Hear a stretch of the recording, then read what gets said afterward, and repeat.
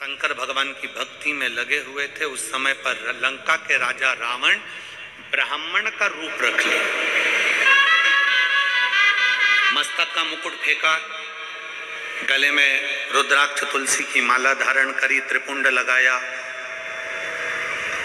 सुंदर रूप धारण कर कर लंकाधिपति रावण राजा अज जहां पूजन कर रहे थे, शंकर जी की आराधना कर रहे थे, वहीं पर पहुंच गए।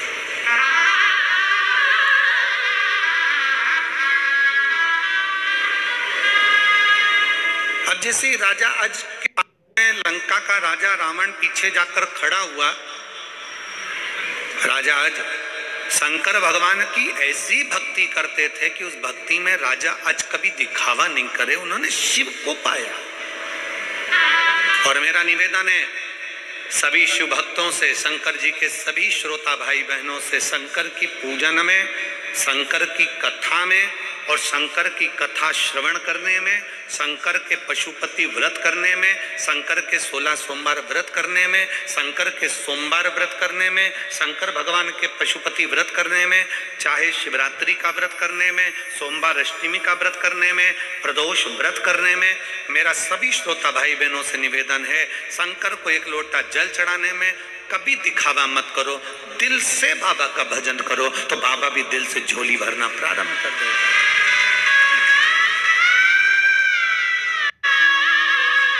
अब दिल से भजन करो ना, अब दिल से स्मरण करो।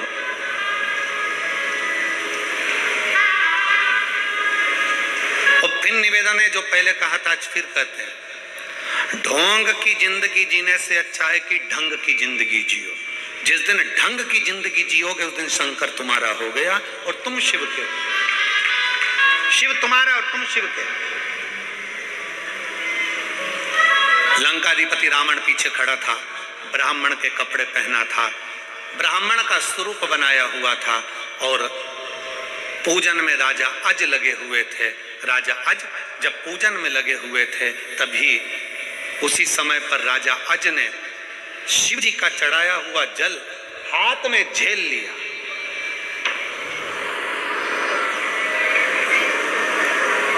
जो दुनिया के लोग शिव महापुराण पर उंगली उठाते हैं, जो दुनिया के लोग शंकर भगवान के चढ़े हुए जल पर उंगली उठाते हैं, उनको उस कथा का स्मरण करना चाहिए त्रेता की, उस कथा का स्मरण करना चाहिए सतयुग की, उस कथा का स्मरण करना चाहिए त्रेता की, कि राजा अज ने शंकर भगवान पर जल चढ़ाया, रावण पीछे खड़े होकर देख रहा है और चढ़ाया हुआ जल राजा अज ने अपनी अंजलि में झेल लिया, अपने हाथ में झेल लिया।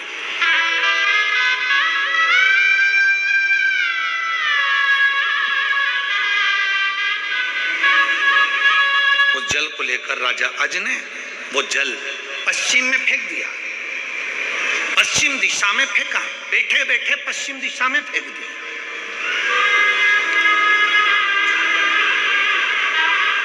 रावण देख रहा था, ये देखकर रावण तुरंत राजा अज के पास आया और अज के पास आकर कहा रावण ने कि तुम शंकर जी की पूजन कर रहे हो, शंकर जी पे चढ़ा हुआ जल तो अपने ऊपर प्रोक्षण किया जाता है, छीटा जाता है, आचमन किया जाता है, और तुमने वो जल पश्चिम में फेंक दिया, तुमने वो जल झेला और पश्चिम में फेंका। तुम्हारी बुद्धि मारी गई है, तुम्हें विवेक नहीं है, तुम्हें अकल नहीं है, तुम्हारा विवेक कहां चले गया।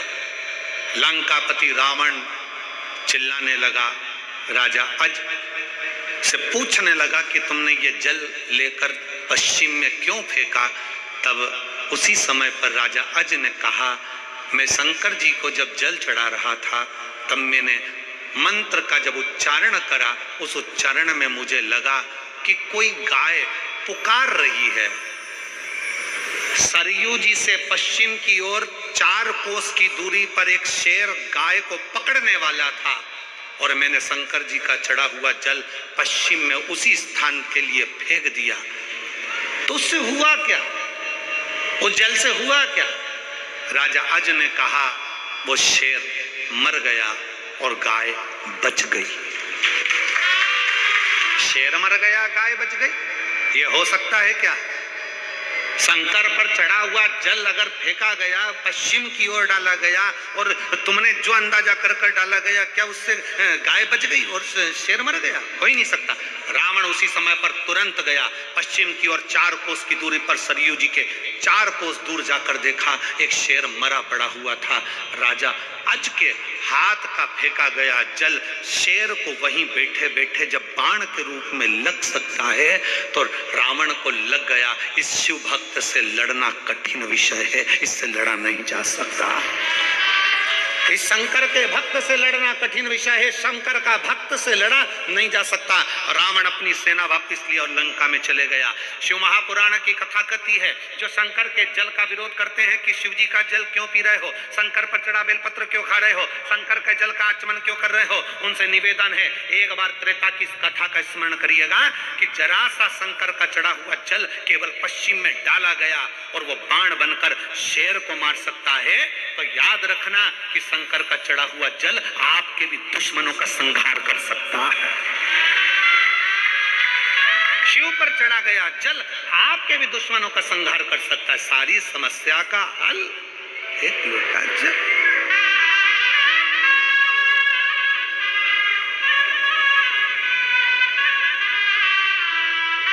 बहुत सारे मिलेंगे तुमको, बहुत।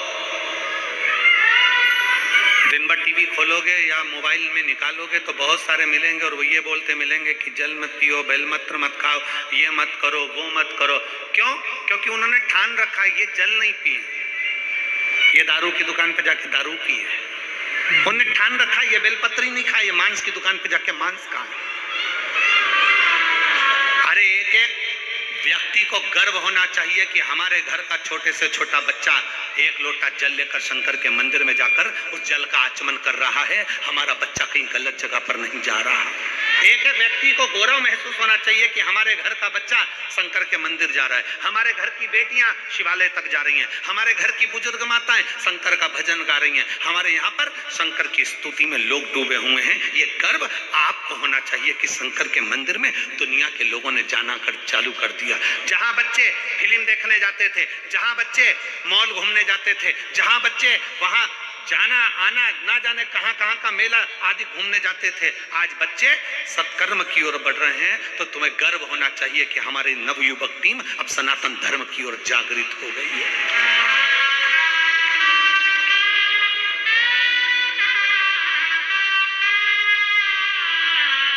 सनातन धर्म की ओर जागृत है।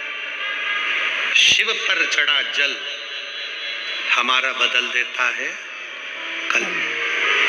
शंकर का चढ़ाया जल खाली नहीं जाता, वो कहीं ना कहीं हमारे जीवन में एक ना एक फल अवश्य प्रदान करता है। शिव महापुराण की कथा कहती है, राजा आज से जाकर पूछा जाए कि शंकर का चढ़ा हुआ जल मात्र छोड़ देने से लंकापति रावण अपनी सेना वापस ले जाता है। शिव महापुराण की कथा कहती है, शंकर पर चढ़ा हुआ जल अगर अपने घर के दरवाजे पर भी छीटा जाए, शंकर का चढ़ा हुआ जल अपने ऊपर भी प्रोक्षण किया जाए, शंकर का चढ़ा जल अपने घर में भी छीटा जाए, तो वो इतना फल प्रदान करता है कि जीव को उसके मार्ग तक पहुंचा कर ही रहता है।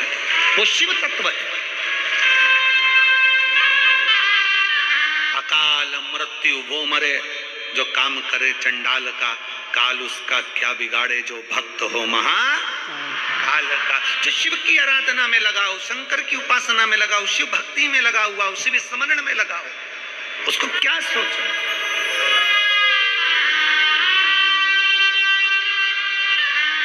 महाराज जी मेरठ में कथा चल रही थी, छठा दिन कथा का।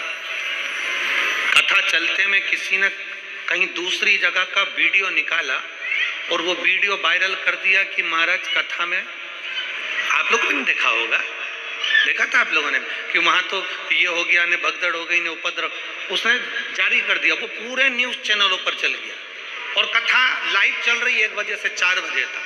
कथा का पंडाल भरा हुआ